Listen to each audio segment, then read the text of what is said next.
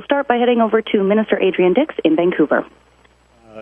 Good morning. My name is Adrian Dix. I'm BC's Minister of Health. I'm joined here in Vancouver by the Honourable Jennifer Whiteside, BC's Minister of Education, and in Victoria by Dr. Bonnie Henry, BC's Provincial Health Officer. Minister Whiteside and myself are honoured to be here on the territories of the Musqueam, of the Squamish, of the Tsleil-Waututh First Nations. We're honoured to be here on their lands. Dr. Henry is on the territory of the Lekwungen-speaking people of the Songhees and the Esquimalt First Nations.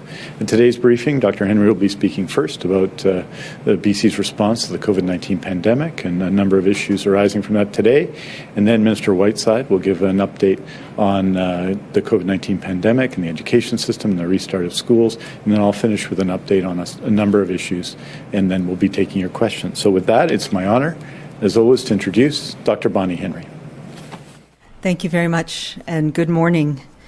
As I don't need to say today, SARS-CoV-2, or what causes COVID-19, continues to persist, to evolve, and of course to surprise us in many ways. We cannot predict with certainty exactly what is going to happen, and we've seen that as things have evolved over this last 2 years. But we can, and we must, make educated or informed guesses or decisions based on the imperfect information we do have. It's not mathematical certainty, but it is based on the best information that we have, best information from what we know from history around different coronaviruses and other infections, around immunology, and around what we're seeing around the world. It is the best information we have, but it is by necessity imperfect. And in that context, that is where we are moving ahead now with how we're going to manage to get through this next wave, the Omicron wave here of the pandemic. We have all seen that the virus continues to spread, that Omicron is spreading very rapidly. And I said last time that where we had 1 or 2 generations of separation, now everybody, I believe, knows somebody or has somebody in their close social circle who's been affected by COVID-19. That means this is going to be a challenging month. But it doesn't mean that we need to stop everything. We know that the basics, the foundations of what we have in place, the things that we have learned to do, and the measures that we have in place currently are going to help us get through this month.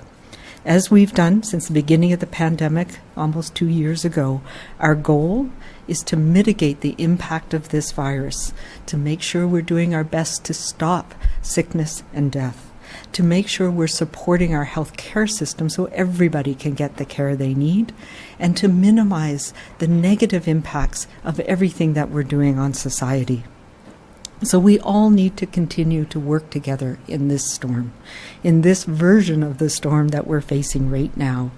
And as we've done in the past, we know that we have the means and the foundation for how to get through this Omicron wave. While some things are different, a shorter incubation period, which means some of those tools that we've relied on, we can no longer use effectively. But much remains the same. Staying home, staying away from others if we're sick, wearing a mask, wearing a good fitting mask, especially when we're around others. Vaccination has made it a different storm in many, many ways, and it means that the impact can be mitigated in all of us. It protects us, it protects our families, it protects our communities. So making sure that everybody has their first and second dose, and as you're eligible, getting your booster dose. Keeping your distance from others in those places where we don't know people, especially indoor places. Washing our hands regularly, keeping our gatherings small, making sure we are using the orders that are in place to mitigate and to prevent transmission in some of the highest risk settings. Earlier this week, I spoke as well about the importance of businesses reactivating the COVID safety plans.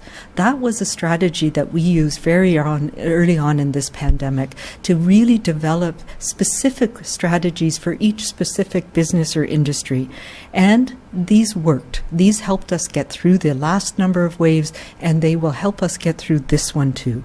It becomes more and more important as we're seeing that increased transmission in our communities. And these safety plans are a measure to allow you to keep operating in the face of a significant portion of workers who may be unable to come in because they're ill themselves now with COVID. It is important that every business take this step now, which is why today I'm putting an order in place requiring COVID safety plans for all businesses in British Columbia. WorkSafe BC, and we've been working with many different industry tables and had many discussions over the past week or so. And WorkSafe BC is working with us in partnership again on these and has reactivated their supports for businesses and is available to address your questions. As an employer, we know that you have an obligation to do all you can to keep your employment environment safe and your employees safe. And I know the vast majority of businesses have stepped up without hesitation, and many have continued all of the measures from their COVID-19 safety plans from the previous iterations. This is about activating all of those layers of protection again to reduce the impact of the Omicron circulation in our communities and making sure we can continue to operate our businesses. It's about business continuity, and we know that this has proven to work to keep businesses open and to safely manage. This order is specific to industry and businesses and, of course, does not apply, as it didn't in the previous iterations, to childcare or post-secondary or the K-12, where we have additional other plans in place that are unique to those settings. These are the plans that saw us through up to now. It includes things like barriers and reduced crowding and making sure we can reduce the mixing of staff if need be, working from home if that's possible, and facilitating workers staying home if they are ill. These are the things that will work again this time. This week, our K-12 school communities have been working hard to put enhanced protocols in place and to plan for how we're going to weather this storm and ensure that we're able to provide those essential educational services to our children across BC.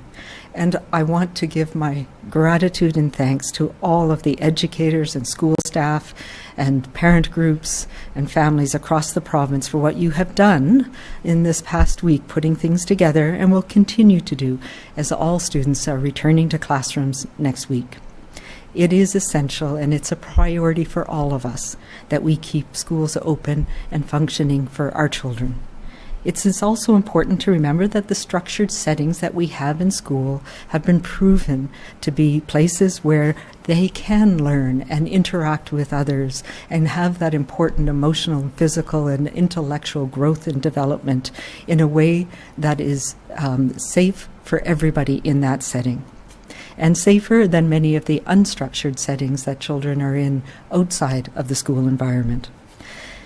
We know that there's a lot of anxiety, and it is always a challenge when we have more illness in our communities, how that's going to affect schools. And we've been working very hard this week to make sure that we have contingency plans in place for if staff are ill, if educators are ill, and for students. And public health will be working, as we have with all of our schools and our school districts, to make sure that we can support you in the safe return to full classes starting next week. Having said that, it's always going to be a challenge, and we're going to have to adapt to things as they arise. I know that many parents are anxious about children coming back to school, particularly if you have vulnerable family members at home. And I just want to reassure you that the things that we have in place will do our best to mitigate any of the challenges that we have. And it's important to remember as well, we have very high rates of immunization in school staff, and I encourage all the children who are eligible in schools now to get vaccinated as well. School is essential, and we know it is the best place for children to be. And I know that the educators and school staff around the province are very excited to welcome children back into our schools next week. We've also seen the remarkable resilience and adaptability of our school communities, and I know that's what is going to help us get through, which will undoubtedly be some rocky times in the next few weeks. On December 21st, we laid out in some more detail our plan for our expanded use of rapid antigen tests here in BC. And we've said that we focus on, particularly through to the middle or end of January, that we're going to be focusing on 5 key areas, making sure that we're supporting long-term care, our test sample collection sites, our testing sites, and that has been incredibly important, as many people have noted in the past few weeks, as we reached our capacity, both from testing, from the lab equipment, from the personnel and the reagents. We know that PCR testing is the most accurate, but it has a limit, and we've reached that limit in British Columbia. It's still an important measure, and PCR testing needs to be used for those where it makes a difference in terms of their clinical management. And I'll talk a little bit more about that in a minute. But because we've had the rapid antigen tests of the various different types of tests that we've had here in BC, we've been able to supplement our testing sites with the rapid antigen testing, and that has enabled us to make sure that people who do need a test can get access.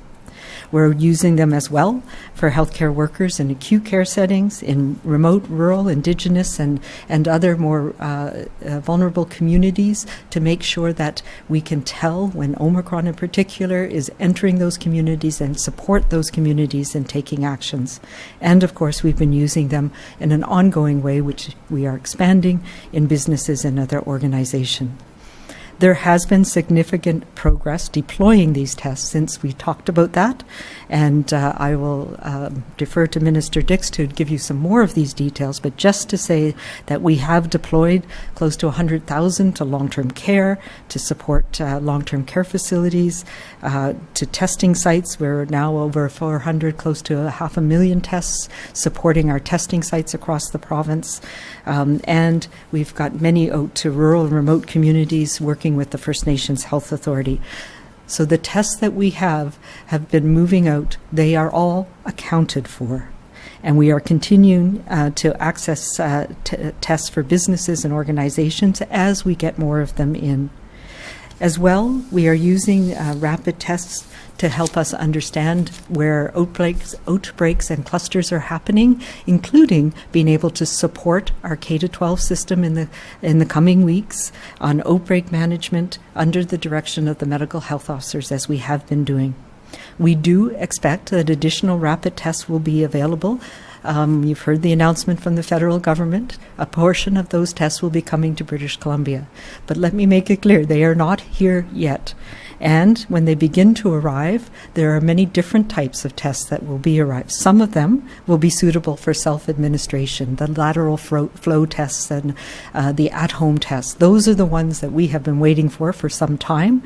And as they arrive, we will be deploying them. Again, starting with our priority areas. And one of those priority areas, of course, will be to support continuing in-school education in the K-12 system. We'll be starting when they start to arrive late next week, we're hearing, for being able to test symptomatics, teachers and school staff and in schools across the province. And the Ministry of Health and Education and BC CDC and school districts are working together starting this week and until these arrive, to make sure that we have the systems in place to be able to do that and the protocols for self-testing. It's our expectation, subject to more of these at-home tests being available, that we'll be able to expand that in our school communities. And I've talked about this for some months, being able to provide it for kids, for children who are symptomatic in the school system, and eventually, as we get more available tests, to be able to support families to do the tests at home. on symptomatic members of the family, of the children, to determine whether they should be going to school or not. We have made significant progress deploying these tests despite challenging winter weather and all the other things that have been thrown at us over this holiday season. And we're continuing to break down the many tests that we have that come in kits that are too large to be used in an individual basis, and replacing the nasopharyngeal swabs with the nasal swabs that are needed for a number of the different types of settings that we have. We expect our supply of tests to increase in the weeks ahead. And just yesterday we were advised by Canada that we're getting a number in hopefully by mid next week, which would be good news. As our supply increases and as we go into the next few months, we'll be able to expand it for symptomatic people and for people to be able to do that type of testing at home. But the key focus in the coming week will be, as I said, on supporting K-12 and return to school. Here in BC, rapid tests are being used to slow or stop outbreaks and to allow people to go to work. They're used as a red light to help us understand if they're positive, that somebody has COVID or that COVID is in an area or a community. They are not being used as a green light to allow people to socialize, as we've seen being used in other places. Every rapid test has been allocated to settings where the risk is highest and where the test will have the greatest impact. And that has been our focus here in British Columbia with this precious commodity that remains in short supply both here in Canada and globally. I wanted to take a few minutes to talk about getting tested. We know, and I've said this, not everybody needs a test. And this week we've seen some frustration of people wanting access to both PCR tests and rapid tests, and taking that out on healthcare workers in our testing centres. Please know that we have a limited supply, and we do need to use tests where they are most appropriate to protect people, to make sure that people can go back to essential workplaces like healthcare workers, and to be able to identify people who may be at risk for more severe illness so that they can get additional treatments that they may need. So really we're focusing on people over the age of 55, people who are pregnant, people working or living in high-risk settings like hospitals, long-term care, assisted living in many remote and rural communities, and people with higher-risk medical conditions. Those are people who may need these tests to help us keep them out of hospital, make sure they get the treatments that are available as quickly as possible. If you are fully vaccinated, at lower risk, and have mild symptoms, you don't need a test. Omicron is spreading widely in our communities. If you have those mild symptoms, whether it's a runny nose, a cough, and you've been out in connection with other people, it's very likely that you have COVID. What you need to do is stay home and stay away from others and manage your symptoms. And there's information on the BC CDC website about what you can do to help get through those symptoms over the period of your infectiousness and the period of your illness.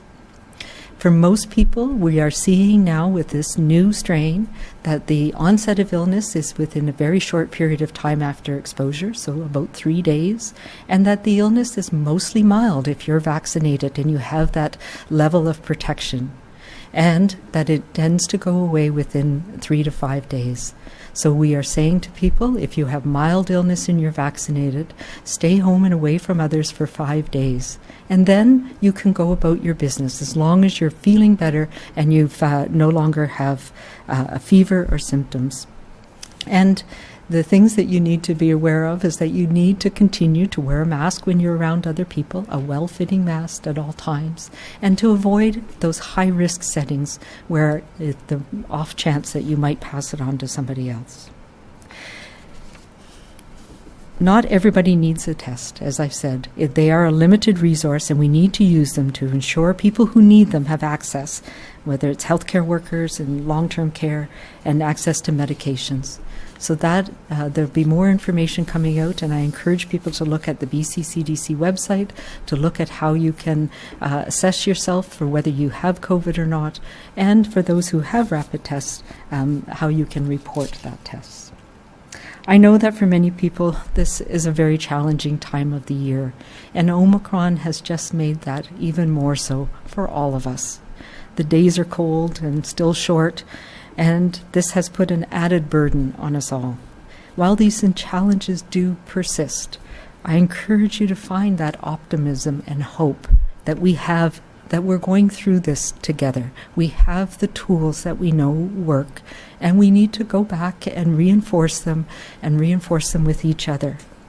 Find an opportunity to go outside. I know it's very cold in many places, but go outside, go for a walk, or call a friend, call a person you haven't talked to in the last few days or weeks. Connect with people. We know that connection is really important, especially this time of the year. Appreciate and offer the small kindnesses to each other that brighten our day and make us get through this as well.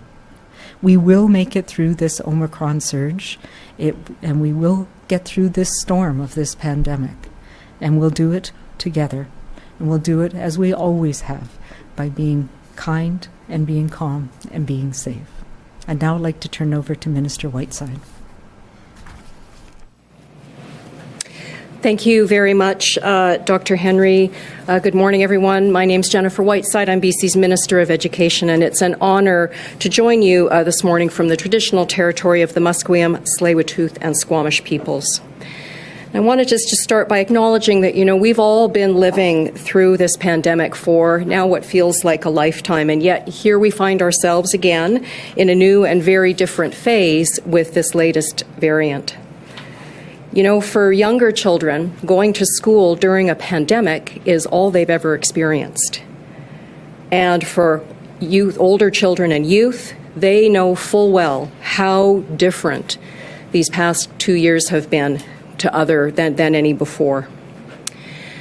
And to all of our school staff, our educators, support staff, principals, vice principals, our superintendents, trustees, all of our education partners, your work over the past 2 years has just been extraordinary, as you have put children at the center of everything that we do in our K-12 system.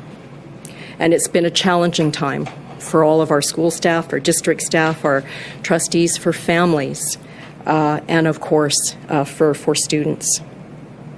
And I know that this is an anxious time for parents and families.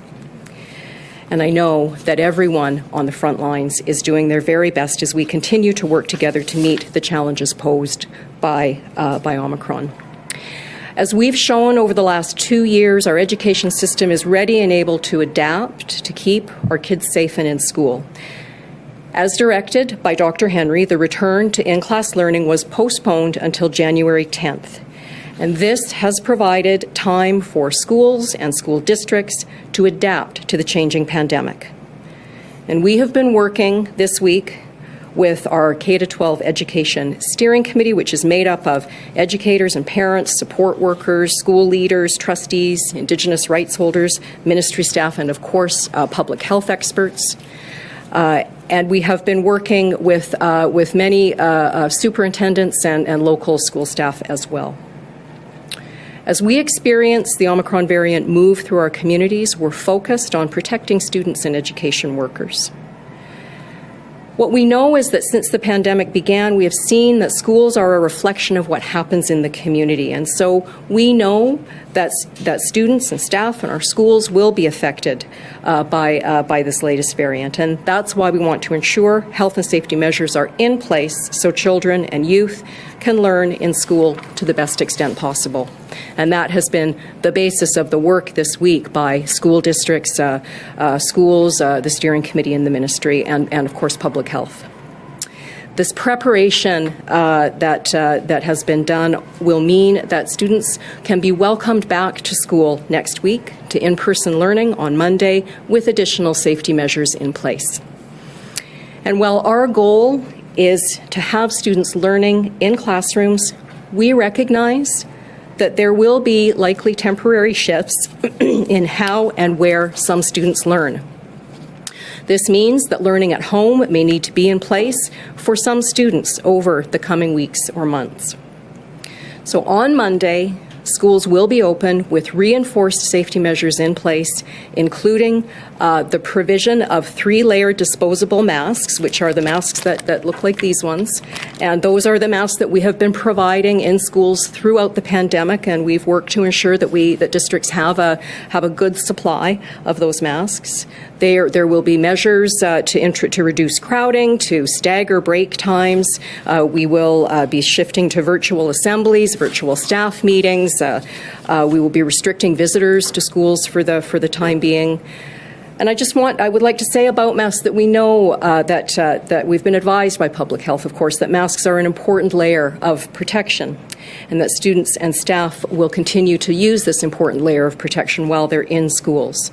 And so what Monday will look like when students come back to class is a refresher on the proper way to use a mask, the importance of using a mask, how it can help keep everybody safe, as well as a refresher on the overall safety plan. I mean, we do ask parents to send their child to school with a 3-layer mask. However, we will ensure that these masks are available at school for anyone who needs one. And it is critical that every single day before coming to school, students complete a daily health check, staff as well, to stay home if they have any symptoms.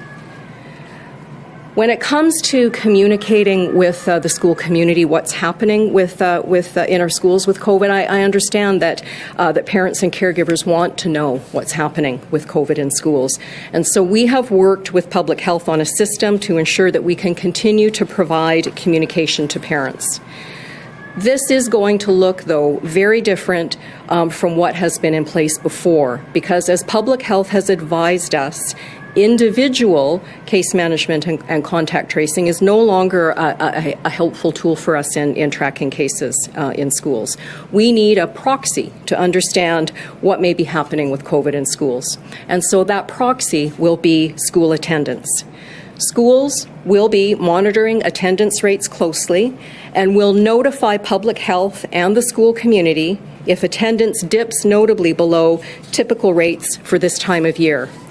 And that will trigger a response from public health, which may include investigation. It might include the use of rapid tests to get a better understanding of what's happening on the ground.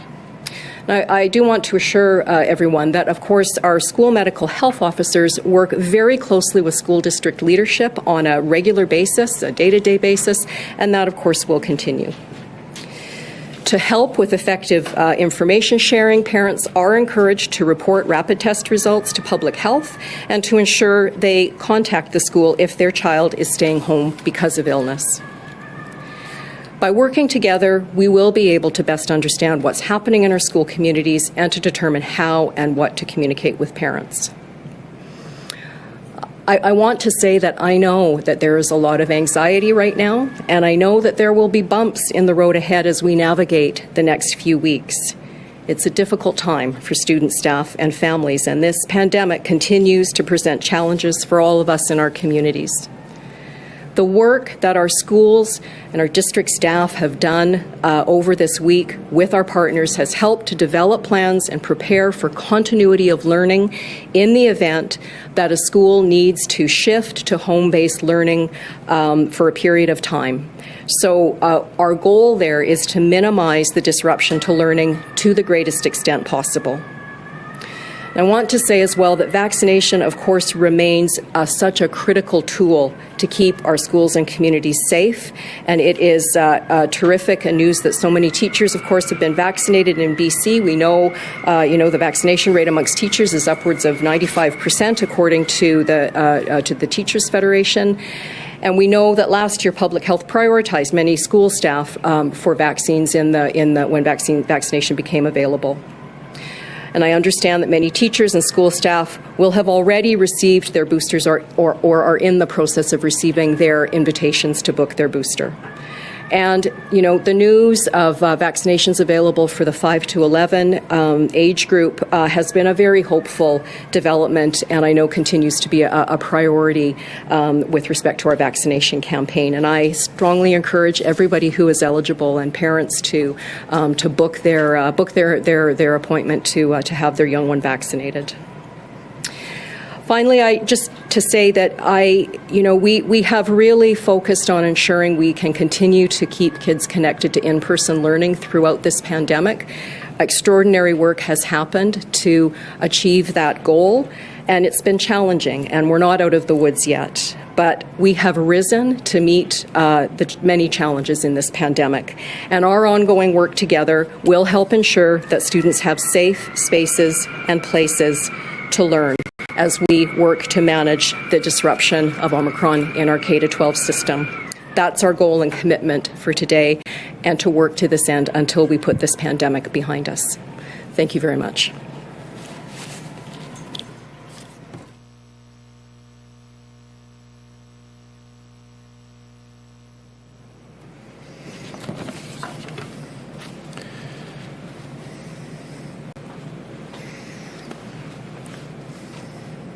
Thank you, Minister Whiteside. Thank you, Dr. Henry. Today I'll be providing an update on hospital capacity, on immunization, surgical postponements, and our inventory of rapid tests.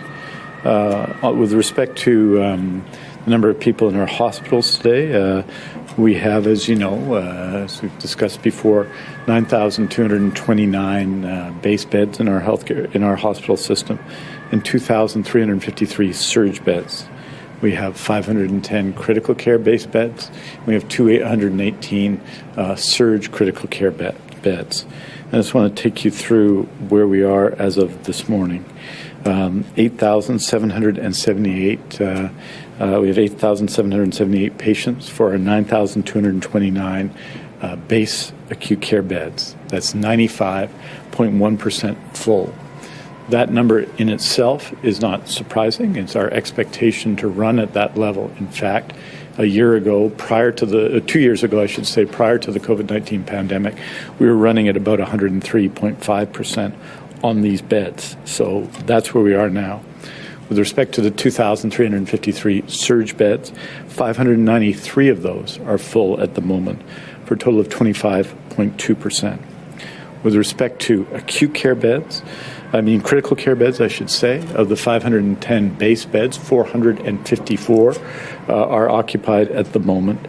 Of the 218 surge beds, 223 are occupied. That's 89% and 10.6% respectively.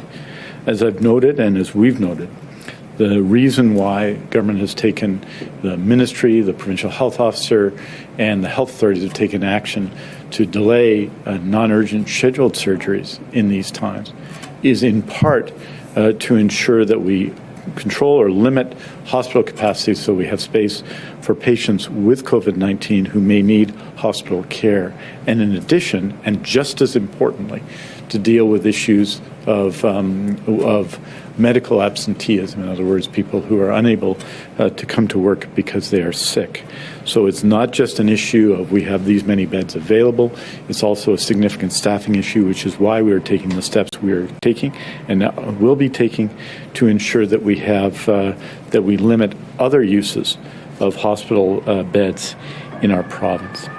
With respect to immunization, the last 2 days, administered more than 100,000 vaccines, overwhelmingly third-dose vaccines in British Columbia. So that's over 100,000 in the last 2 days, 50,000, more than 50,000 each day. As of now, we have 4,391,912 first-dose immunizations and 4,132,009 second-dose immunizations. And with respect to booster doses, 1,089,410 booster doses have been administered in British Columbia. The priorities have been laid out since we announced our plan on October 26th, and by the weekend, it's our expectation that everyone who had their second dose more than 6 months ago, or 182 at their 182nd day, will receive an invitation to book. And as you'll remember, in previous waves. In the third wave, when we had the main part of our immunization program in BC, we gave priority to essential workers in many sectors, including critical food service workers. Obviously, teachers and others received significant priority. So those groups of people will reach their 6 months sooner than the average population, and we would be expecting everyone to be invited to book, and we encourage people, when they're invited to book. There remain a significant number of unfilled appointments in BC, although we are adding a significant number of people to the system and adding appointments every day. So if you say have an appointment for January the 25th, new appointments are going up every day, and I talk to people every day who, when they check again, are able to move up their vaccine appointments, and I encourage all of you to take advantage of that. With respect to rapid tests, I just want to go through the numbers for you so that we understand it, and particularly in light of the federal announcement made yesterday by the Federal Minister of Health, Mr. Duclos.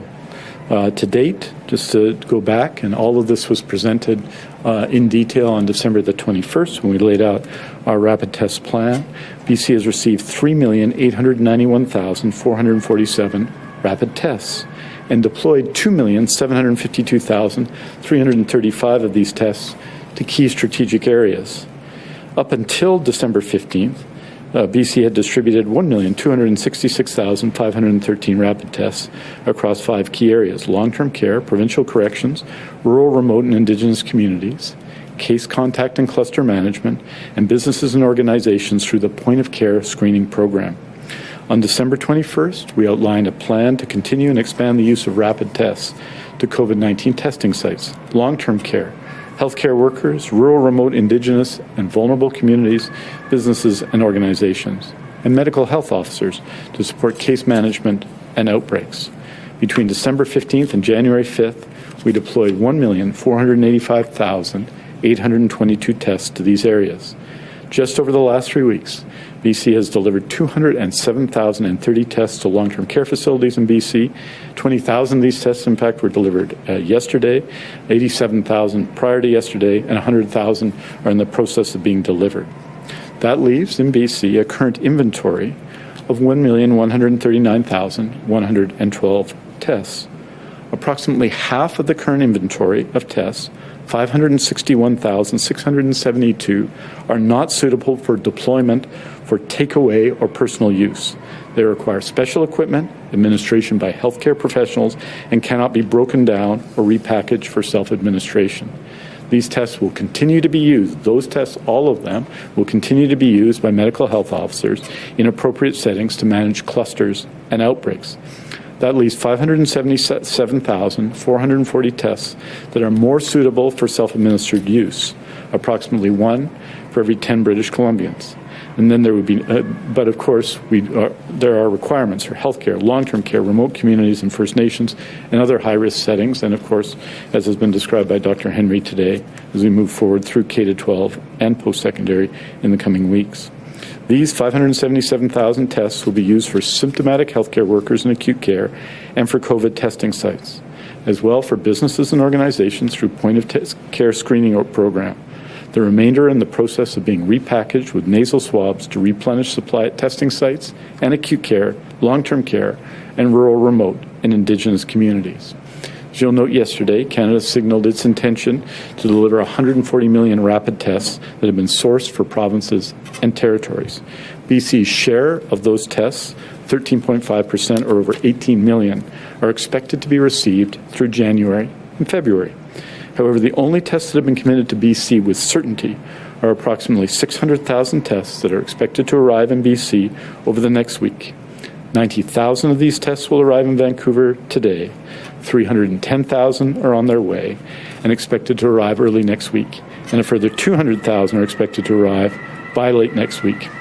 120,000 of these tests will be deployed as they arrive directly to health authorities for use by symptomatic healthcare workers in acute care. 280,000 will require processing and repackaging as they arrive and will be rapidly deployed on a daily basis to testing sites across BC. The 200,000 arriving late next week will be used by symptomatic teachers and school staff. Dr. Henry and Minister Whiteside spoke to reinforce safety measures in place for schools. I can add that the Ministries of Health and Education will work with the BC CDC and school districts over the next weeks to determine the best approach to distribute these new tests arriving late next week and to establish clear protocols for self-testing. As our supply increases in mid to late January, we will expand the availability of rapid tests across education systems. We will continue to update the public on the deployment and use of rapid tests as we gain certainty on timing and supply from the federal government. It is important to remember that the announcement by the federal government that tens of millions of rapid tests have been secured does not mean they have been delivered, or are ready for use in BC. And it's important to recognize that. We are very obviously pleased that the federal government has made this effort, but they are not here yet. And now here's our weekly surgical renewal update. Health authorities report from December 5th to December 11th that 7,049 surgeries were completed in BC, which is a remarkable achievement by surgeons, by nurses, by health sciences professionals, by healthcare workers in BC. While urgent and non-urgent scheduled surgeries are continuing around the province over the holiday period, health authorities postponed in that period, December 26th to January 1st, 38 non-urgent scheduled surgeries. That's 2 in Fraser Health, 5 in Vancouver Coastal Health, 4 in Northern Health, 27 in Interior Health. Cumulatively, from September 5th to January 1st, there have been 4,029 surgical postponements due to regional surges of COVID and factors including severe weather patterns. Patients are anticipating their surgery and are anxious about it and are ready to make that next step. Everyone involved in delivering surgeries, and by now I think all of us really, understands that no patient ever wants to receive a call postponing their surgery. Almost 2 years ago, when our first postponement started, we made a commitment. Right then we said, you are not forgotten. Right then we said, we will get you your surgery. And that is exactly what we did. And that's exactly what we'll continue to do. Several times now, the persistence of a virus that spreads to live has perhaps tempted us to dwell on what we can't do. Yet each time we've responded by focusing on all that we can do together, using the power and the ability we have to loosen COVID's hold. I want to express my appreciation to healthcare workers in testing, in vaccination, in acute care, in the community, who are doing exceptional work. And I want to express my appreciation to everyone in BC who is, I believe, doing their part to help all of us, help each other, help our friends, our neighbors, to care for one another in the COVID-19 pandemic, to use the tools and the power that we have to address a very challenging time in the world. Over the last 7 days, test positivity in BC has run about 24% in COVID-19. It's been relatively stable on a day-to-day average, but it's been stable at a very, very high level through more than 100,000 PCR tests, so an exceptional sample of where we are in British Columbia with respect to the pandemic. That is very high test positivity rates. You recall at the beginning of December, those test positivity rates were about 3%, so 8 times higher than that. In this period, it's going to require more of us, unfortunately, because I know all of you and all of us are tired, but we can do this together, and we must do this together, to do all of the things that you need to do to reduce the transmission in COVID-19, because all of the things you can do help our healthcare workers, our hospitals, our schools, everyone. I want to thank you for all you've done so far, and we are happy to take your questions. A reminder to media on the line, please press *1 to enter the queue. You'll be limited to 1 question and 1 follow-up. Our first question today comes from Zhao Zhu, Globe and Mail. Hi, Dr. Henry. Infectious disease expert at Stanford and expert at UBC have both told us that your guidance earlier this week that N95 masks offer only incremental protection to people in settings like stores or schools is wrong. They said with Omicron, respirators are needed in crowded indoor public settings. And a 2010 peer-reviewed study showed more than 3/4 of people putting on the respirator for the first time did so properly and provided themselves better protection than what surgical masks do achieve. What do you say to these experts criticizing your stance? And are you reconsidering offering students, teachers, or health workers free N95s If not, why not? And Minister Whiteside, the BCTF wants free N95s for anyone who wants them. Why won't your ministry offer this? Thanks. So I think we need to put things into perspective. And look at WHO documents, look at what we know about how things are transmitted in public settings, so outside of healthcare settings. And schools are a very good example. We have many, many things in place that make it very unlikely that viruses and other pathogens will be transmitted in schools with the things that we have in place now. One of the most important things, and I would put this back to those experts, is about having layers of protection and a hierarchy of protection, which means you have things like reduced numbers of people, you have things like reducing the mixing and mingling of people. You have the same people going back to a class every day, so you're not mixing with numbers of different people at different times. You have other things that are important to try and prevent the entrance of a hazard into that setting, like the daily screenings we do. So you can't become infected if there's nobody with the virus in the setting. So there are many things that we do in these structured settings to make sure that you don't have to rely on the moderately increased filtration capacity of a respirator versus a medical mask. And I think we need to be pragmatic and practical as well. We know that we're not seeing explosive outbreaks of this virus in those settings where we have these things in place. That is a fact. And we know that the best mask that you wear is a good quality one that is well-fitting to your face. And I would just reiterate, that's the important thing. It's not, the mask is one piece of many prongs that we have in many different settings that protect people from transmission of viruses. So it's everything that we do that makes a difference, so that you don't have to rely on the increased filtration of a respirator versus a surgical mask. And in school settings, in public settings, outside of healthcare settings, it's much more important that you have a good quality, good fitting mask that you wear, and that you wear consistently, and that you wear correctly. We'll now go to Vancouver for the rest of the response. Thank you, and really just to add to Dr. Henry's comments, to say that in the education sector, we work very closely and under the advice and direction of our public health advisors at the CDC, and the advice that we've received in this sector is to ensure that we can provide the three-layer disposable masks throughout our system, and to importantly ensure that we're reinforcing that message, and that working with students to ensure that there's appropriate use of masks and that they're available. And we've been working with our suppliers to ensure that there's a good supply of masks available next week when kids come back to school. Thank you. Zhao, do you have? Yes, I do. Thanks.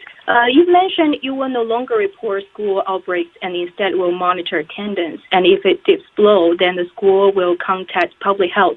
How will parents know if their child has been exposed to a sick child, and how will parents know if there has been an outbreak at their school? At what point will a school revert to online learning, and is that the only way parents will know if there has been an outbreak? Thanks. I think just to start and turn it back to Dr. Henry, just with respect to the exposures and such.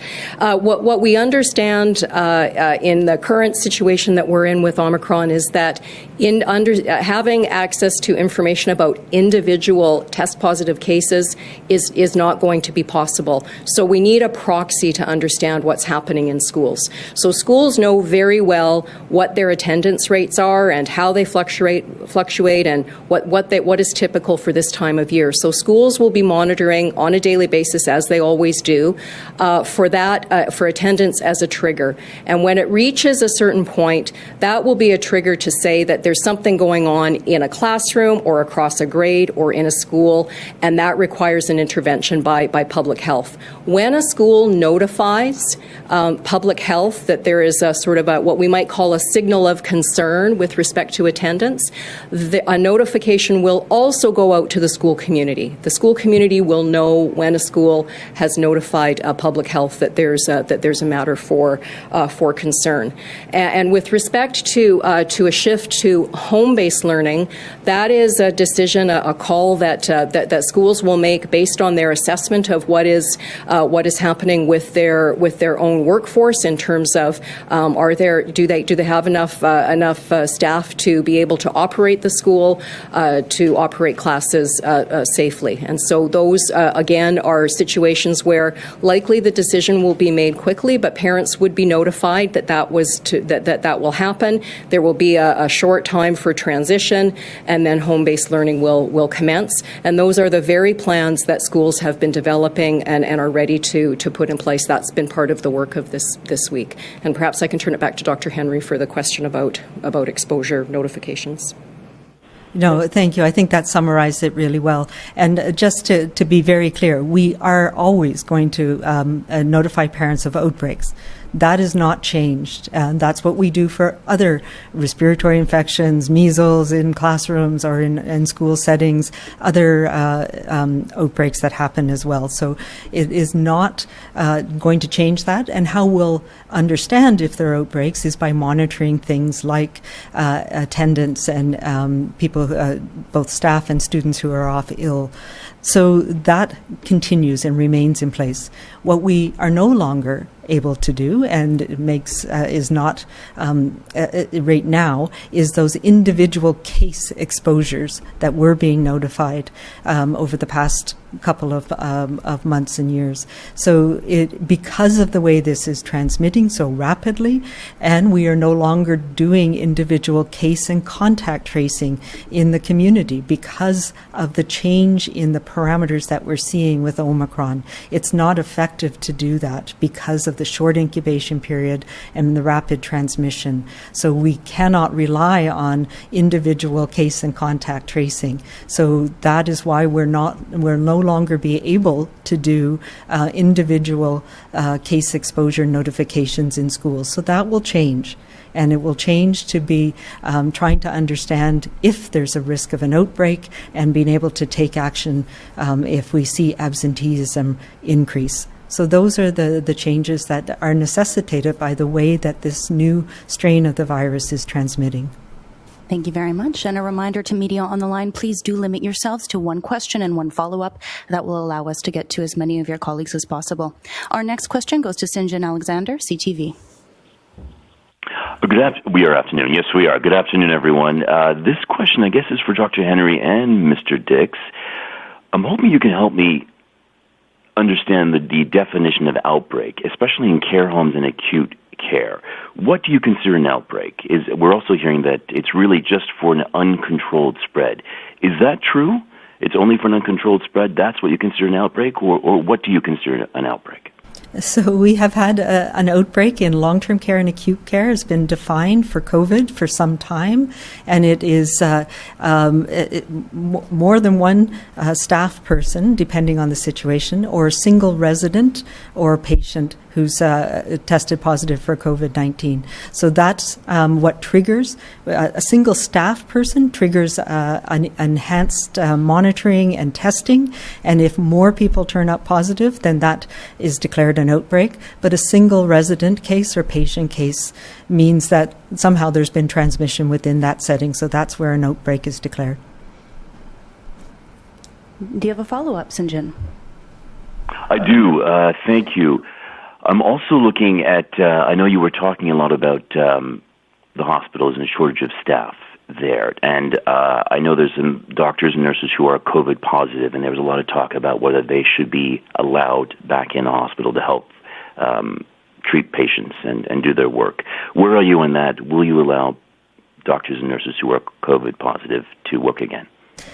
So I've said this quite a few times, but I'll say it again. We have health human resource planning in place right now that has been since the very beginning. We have principles that we use, things like calling people back from vacation and time off, extending hours, having people work in different areas. So there's a whole series of things that we do to try and manage when people are off ill as COVID is spreading through the community. So these things have been in play and are continuing to be put in place.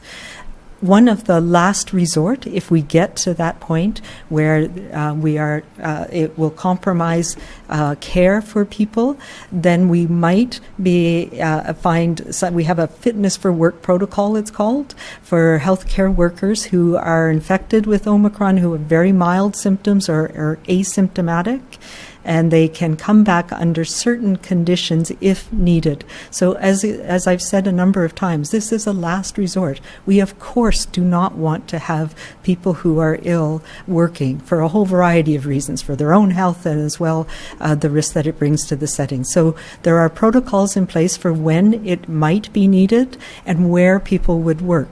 For example, we would not have somebody who has had mild case of COVID working on a cancer ward. They would work probably with COVID patients, for example. So those are things that we have protocols in place that have been dusted off again to make sure that if we get to that point, we have a process that allows, if necessary, people to work if they have mild illness and they're able to work. Now over to Minister Dix in Vancouver. Just to say that this is why we made the decision weeks ago now that as of January 4th, we were going to delay non-urgent scheduled surgeries in our province. And we're obviously assessing that on a week-to-week basis. But that's one of the ways we have, and it comes at a price, but it's one of the ways that we have to reduce the number of people in the hospital and allow us to use our staff more effectively to deal with the circumstances of the Omicron variant of concern. In long-term care and in acute care, there is significant planning that's taken place at every stage of the pandemic.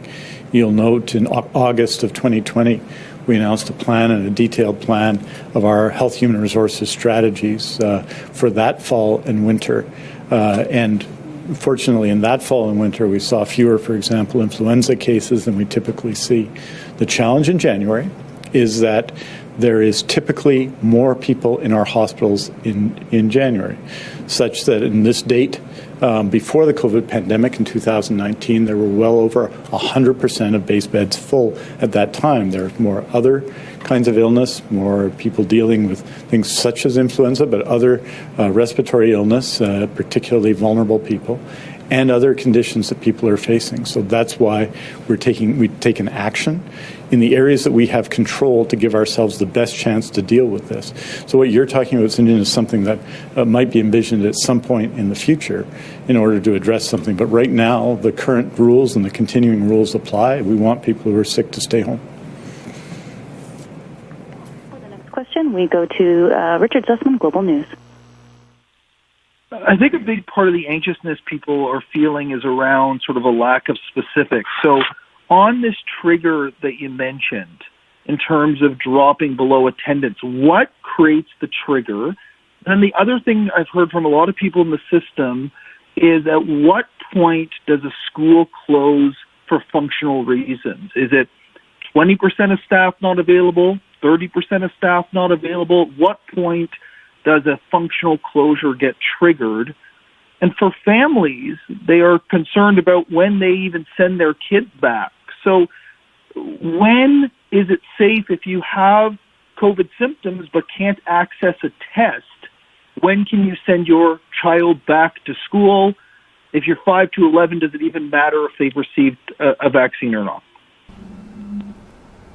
So perhaps I'll start, and then Minister Whiteside can respond as well. Yeah, this has been a really challenging thing for parents all along. is it COVID? Should I keep them home? Is it that runny nose that's been going on for a long time? So those decisions right now will continue to be those challenging ones. I would say, if in doubt, keep your child home right now. And yes, it does make a huge difference if they're vaccinated, especially the 5 to 11. And I encourage all young people to get vaccinated. We know, and we're seeing increasing evidence, Omicron does affect younger people, and it's more upper airway, and there's some concern that it can exacerbate asthma more likely than some of the other variants that we've seen so far. So that there is good protection even after dose 1. It helps. So that is important, to get children protected from getting sick from this. And yes, it's going to be a challenging thing as we, get more and more, hopefully, of the at-home tests available. We'll be able to support families in being able to do that. And that's something that I've been wanting to do for a long time, but we have not yet had those types of tests available in Canada or in BC. So that is coming, but it's not going to get us through this next few weeks. We need to continue to use your good judgment, and parents know kids, and if in doubt, keep them home for a day. If it's getting better and resolving, then you can go back into school. So that's how we're going to have to manage this through this next little while. In terms of the cutoffs and when the absenteeism, we're looking at 10% above normal, and these are things that will vary a little bit depending on the school and the district and how they're able to bring other people in to support. So there's no one cutoff in terms of what would lead to a functional closure, and I think Minister Whiteside can address that in more detail. But each principal, each school staff, they understand the regular pattern of absenteeism in our kids who are off sick, staff absenteeism in their schools, and the patterns that they see. So we in public health have been working with them to have the protocols that are in place to support administrators and to connect when they have a concern, so that we can help in the investigation of determining exactly what's happening in that school. And Minister, did you want to add to that? Yes, thank you, Dr. Henry, and thank you, Richard, for the question. And just to reinforce, educators know their classrooms, principals and vice principals know their schools, and superintendents know their districts. So they know what is a general level of absence on any day in the system, where a number of students and staff would not be at school for a number of different kinds of reasons. So they know what that level is, and if it's 90% and their attendance drops, down towards 80%, then that will be a trigger. But they will also be monitoring on a daily basis to understand and to see what's happening in their school. And if that trigger is, if absenteeism if attendance rate rather is higher or slightly lower, that is that is what a school will use to help assess whether there is what we're calling a signal of concern that needs attention from public health.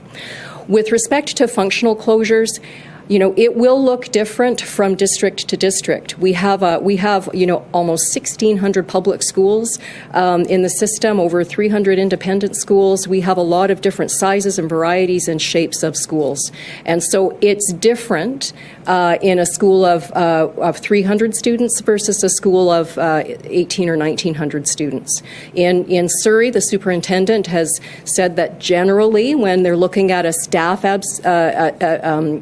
absentee rate of around 25%, if they have 25% or so of their staff out with illness, then that's going to be a challenge for them to operate some of their schools. So all districts, our superintendents, they're looking at that question, but it will be a bit different from district to district, and schools are going to be working very hard to communicate with parents in their school communities as we move through the coming weeks. Do you have a follow-up?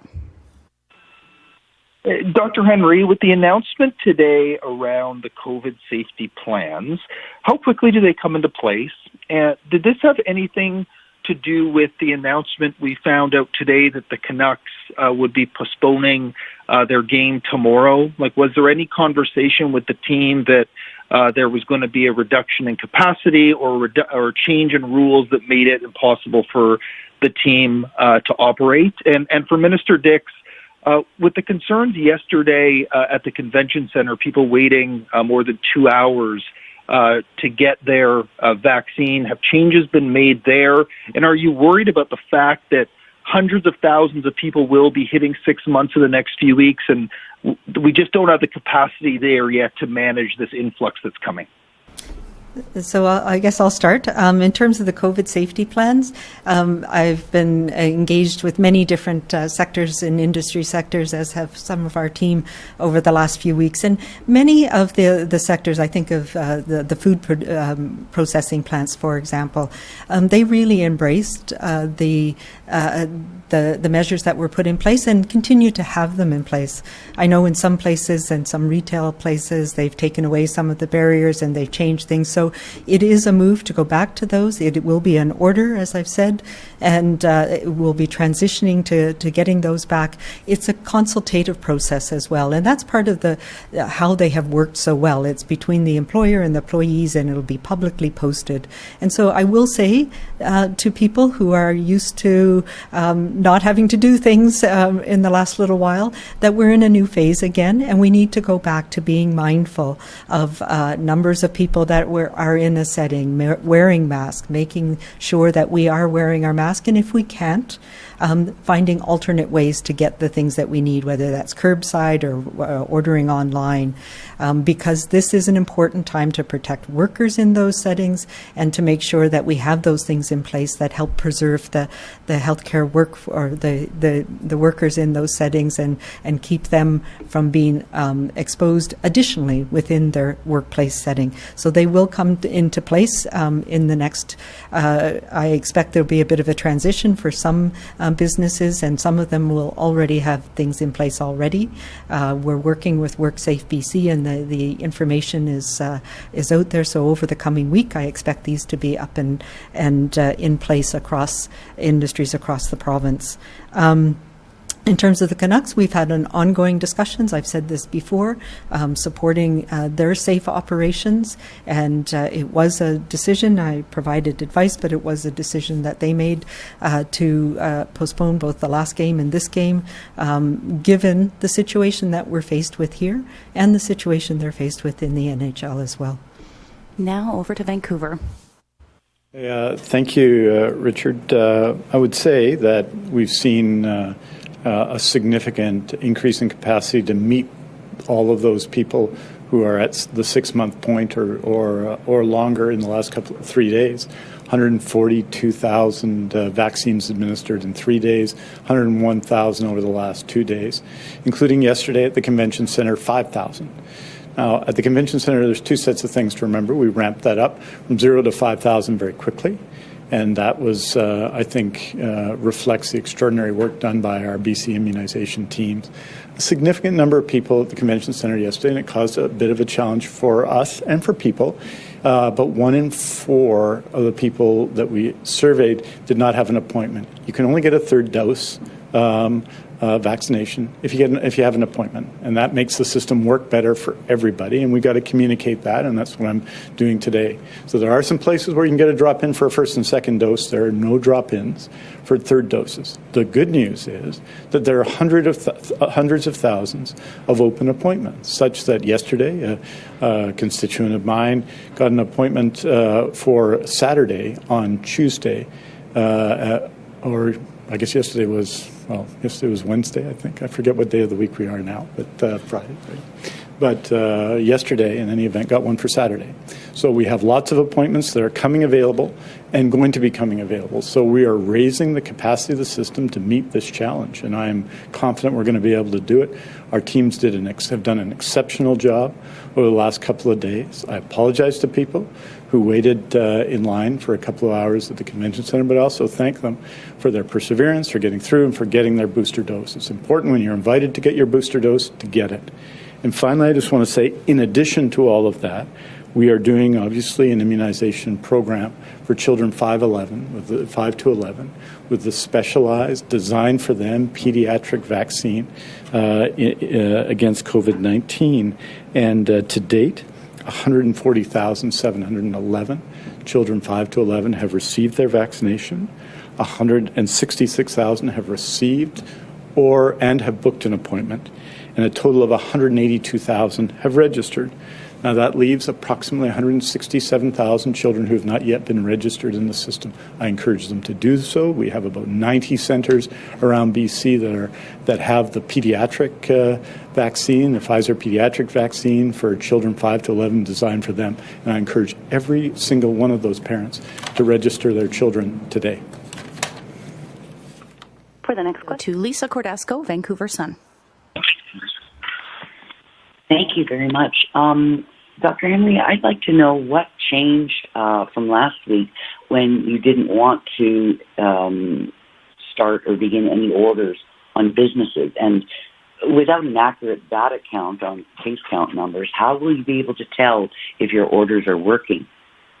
Yeah, so a couple of things. I think there was some, when I said I wanted to get out of the order business, that was about getting through this pandemic, that we don't want to have orders that require us to do certain things, and they are a function of how we've had to manage to get through this pandemic. And I stand by that. We want to do as few orders as possible. And yes, orders closing businesses down are things that I don't want to do, and I absolutely don't want to do.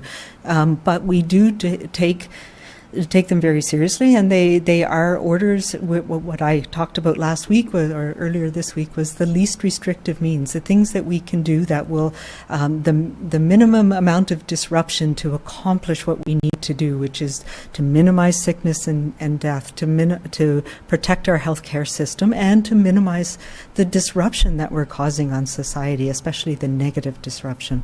So this is one of the things that has worked for us in the past, and consultation with industry, it makes it much cleaner if we have an order, and that it lays out all of the requirements under the order. So that's why we're doing it. I didn't mean to imply in any way that I wouldn't do orders if they were necessary.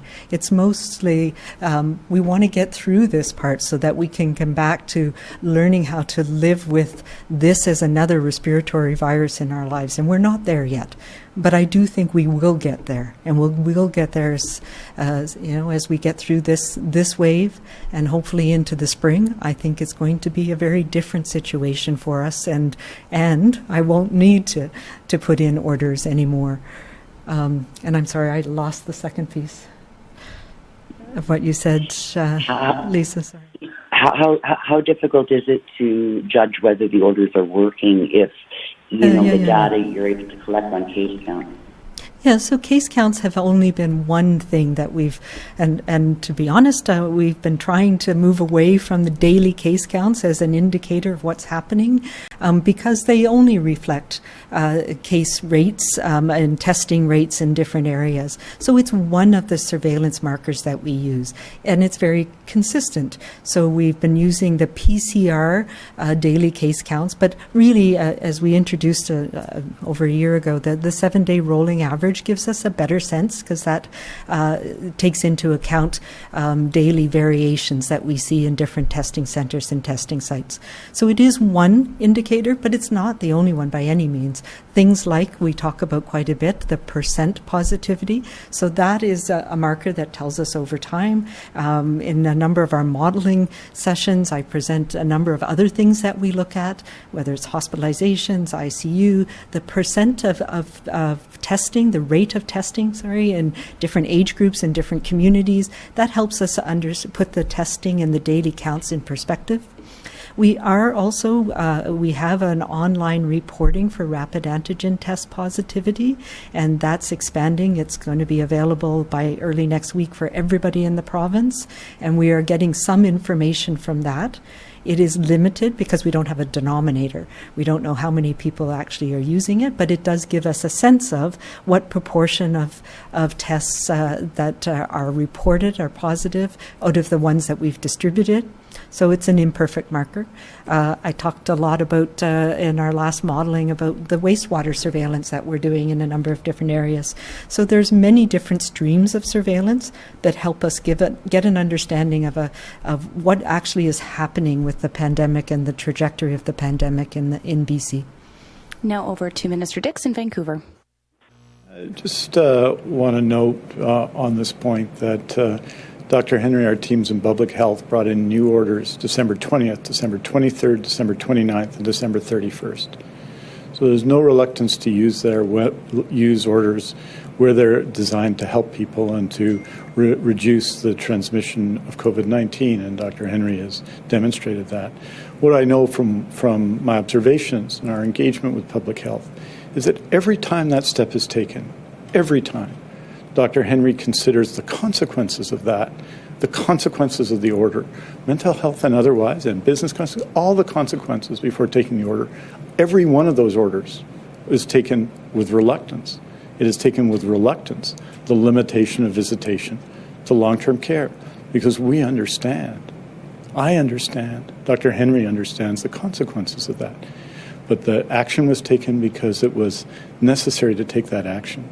And I think the process and the work of Dr. Henry and her team in this area is just exemplary. I'm very proud of them, and I'm very proud of their approach, which is to use all of the layers of protection, to use orders when necessary, and to understand that all of those orders have consequences other than on COVID-19.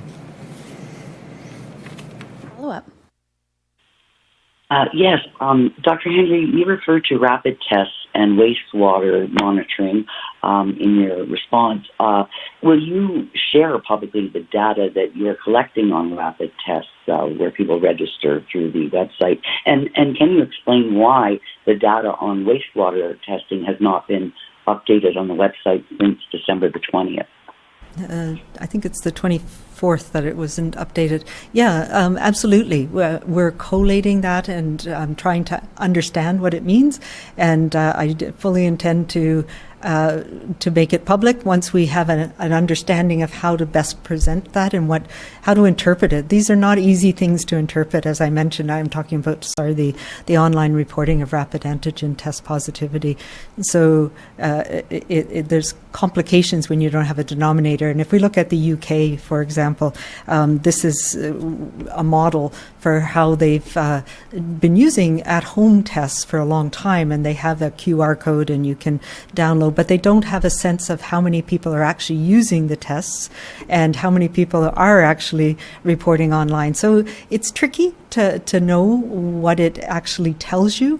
So we're working to come up with a framework to understand what it means. And yes, I'll absolutely be presenting that. And the reason that there was a pause in some of the reporting of the wastewater surveillance is because particularly at the wastewater sites, it takes time and people to do the type of testing, and those people needed a break over the holidays. So they spent time with their families, and we suspended some of the data collection for a short period of time. But that's been, now that they've been able to have a little bit of time, as we know, a lot of people have been working very long hours, and including our laboratory staff.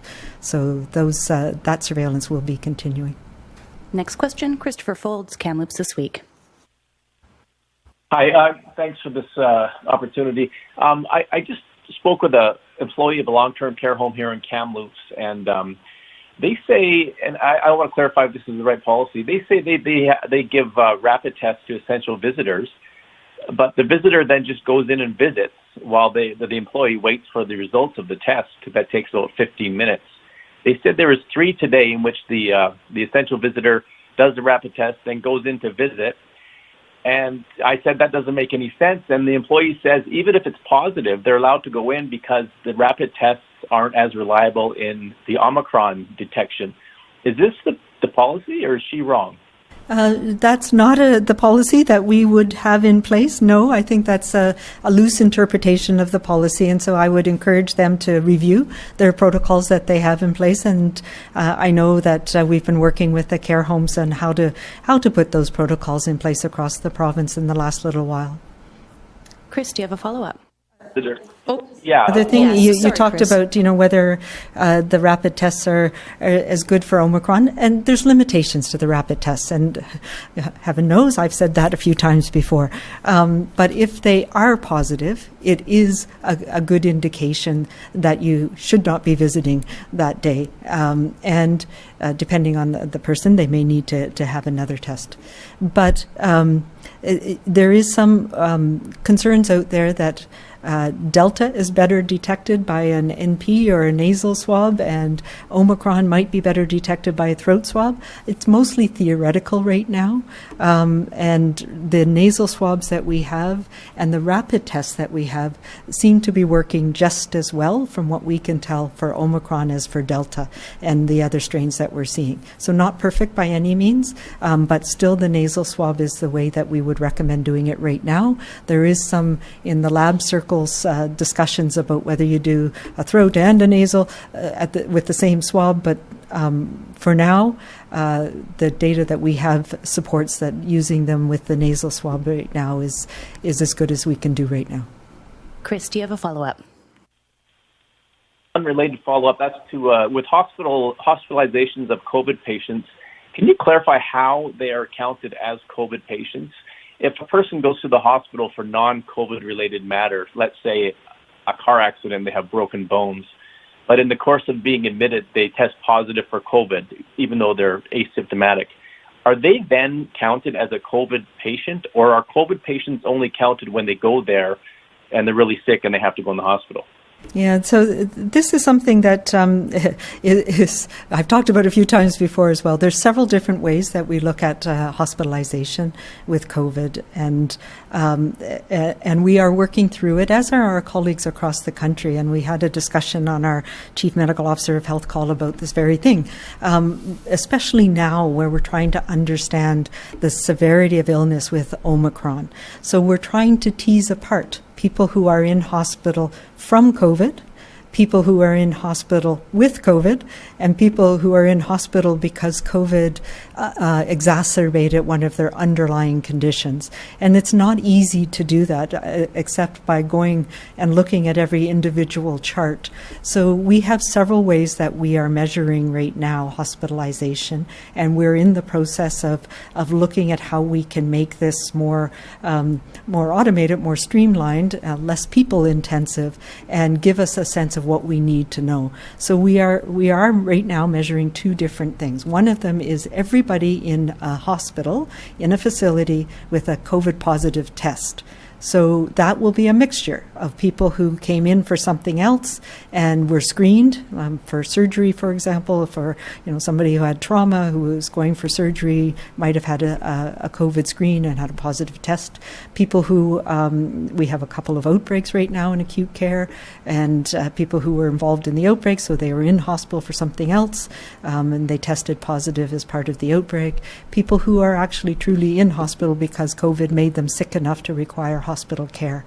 So it is an overestimation of the burden that Omicron is causing, but it is a number that we get. It's not 100% accurate every single day because it relies on people counting who's in every single hospital and then collating that information. So that's one of the measures that we get. Another one that takes even more information is looking at everybody who's tested positive for COVID-19, and that's based on our laboratory PCR testing and epidemiologic link testing, and then looking at how many of them in the course of their illness require hospitalization.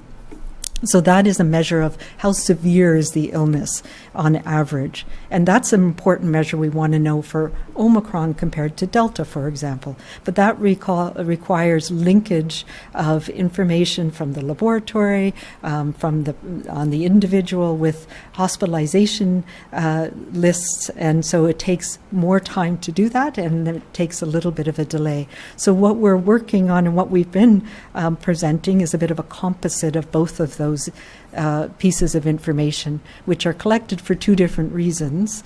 And we're in the process right now of trying to tease through what's the best measure for us to understand the impact of Omicron on severity of illness and on hospitalizations. So we'll have more to say about that in the coming week. And I know I've been sharing these discussions with my colleagues in Ontario and Alberta because we're all trying to struggle with some of those measures. We have time for one more question. We'll go to Belle Puri, CBC. Thank you, and in English and French, please. Dr. Henry, you and Richard talked about, students getting sick, but I want to ask you, it's probably safe to say that right now, many students have family members who have COVID at home, but the students don't have any symptoms, the children don't have any symptoms. Can those students go to school? Like, what's your guidance for families dealing with COVID in their households right now? Yeah, so I think the short answer is yes. We are, particularly children with mild illness and less likely to have symptoms. Yes, we are still allowing children to go to school in those settings and to monitor very carefully. If there's a really sick people in the house, and it may be up to families to make those decisions about whether they want to keep children home in those scenarios. Now we'll go to Vancouver for Minister Dix. Je pense que ce que la Dr. Henry vient de dire, c'est que des gens qui ont des symptômes ou qui n'ont pas de symptômes mais qui ont des cas dans leur famille,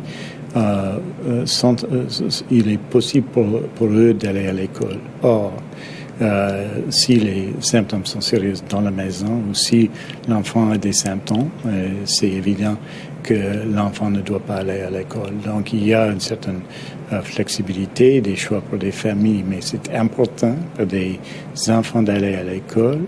Mais il faut prendre au sérieux ce qui se passe avec le COVID-19 et prendre la bonne décision. Donc, les conseils que Dr. Henry vient de dire, vient d'offrir, sont importants.